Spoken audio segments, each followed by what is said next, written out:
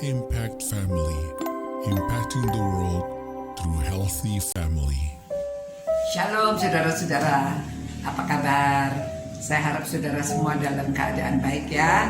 Tuhan memberkati saudara-saudara. Nah saudara-saudara, malam ini kita akan belajar lagi mengenai kasih itu tidak cemburu. Nah bagaimana supaya bisa tidak cemburu? Kemarin kita bicara hal-hal cemburu yang negatif, bisa menyebabkan keadaan yang saling gontok-gontokan ya karena cemburu, atau yang satu melukai yang lain begitu. Nah sekarang kita coba belajar memiliki kasih yang tidak cemburu, tapi kan harus latihan. Ya segala sesuatu kita perlu latihan. Manusia memang karena cenderung pada dosa ya, mempunyai hati cemburu. Nah saudara, cemburu itu yang positif memicu kita untuk melakukan lebih baik. Misalnya cemburu ya, cemburu mengapa orang-orang itu bisa yang kena COVID itu sedikit, kenapa kita yang kena banyak? Ayo kita ke sana belajar melihat bagaimana cara mereka menanggulangi masalah COVID ini. Itu bisa baik ya. Atau cemburunya, kok dia bisa ya membuat ujian, aku kenapa nggak bisa? Aku harus belajar lagi ya. Bukan malah cemburu kepada orang itu, menjatuhkan orang itu. Atau misalnya ya, anak-anak melihat orang lain, kok dia nyontek dapat nilainya lebih bagus, aku nggak nyontek kok nilainya jelek.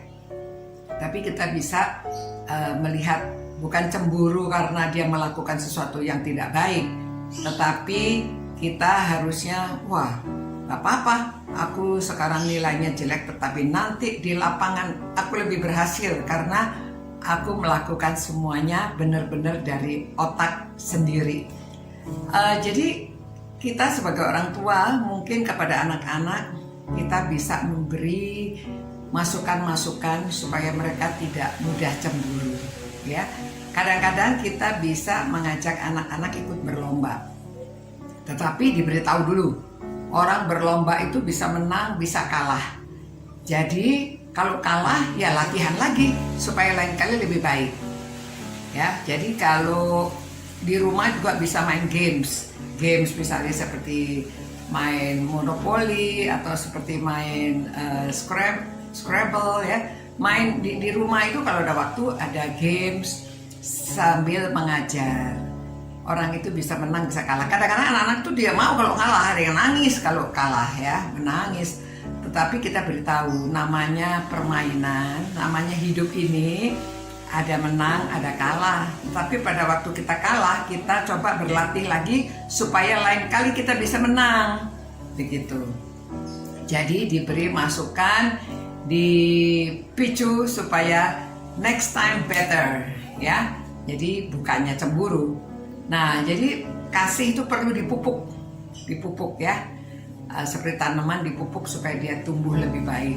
Nah, itu juga suatu pertumbuhan secara rohani. Kalau dulunya hanya taunya cemburu, sekarang kita justru melihat orang lain yang lebih baik itu kita belajar supaya bisa lebih baik. Begitu juga dalam pelayanan di gereja juga demikian ya.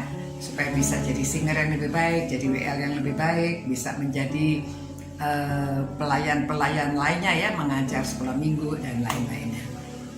Demikian saudara-saudara untuk renungan malam hari ini. Kiranya saudara semua diberkati menjadi orang-orang yang memiliki kasih tidak cemburu ya.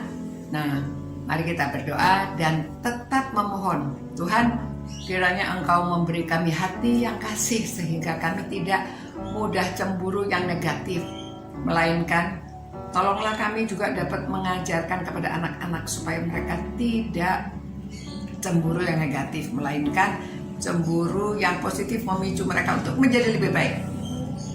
Tolong kami ya Tuhan, Kiranya Engkau berkati keluarga-keluarga yang suka merenungkan firman-Mu ini, supaya mereka hidupnya penuh kasih, menjadi lebih baik dan diberkati Tuhan. Terima kasih Tuhan, dalam nama Yesus Kristus kami berdoa. Amin. Selamat malam saudara-saudara. Tuhan berkati dan menjaga saudara-saudara semuanya, supaya semuanya memiliki kasih dan damai sejahtera. Selamat malam. Ciao. Impact Family, impacting the world through healthy family.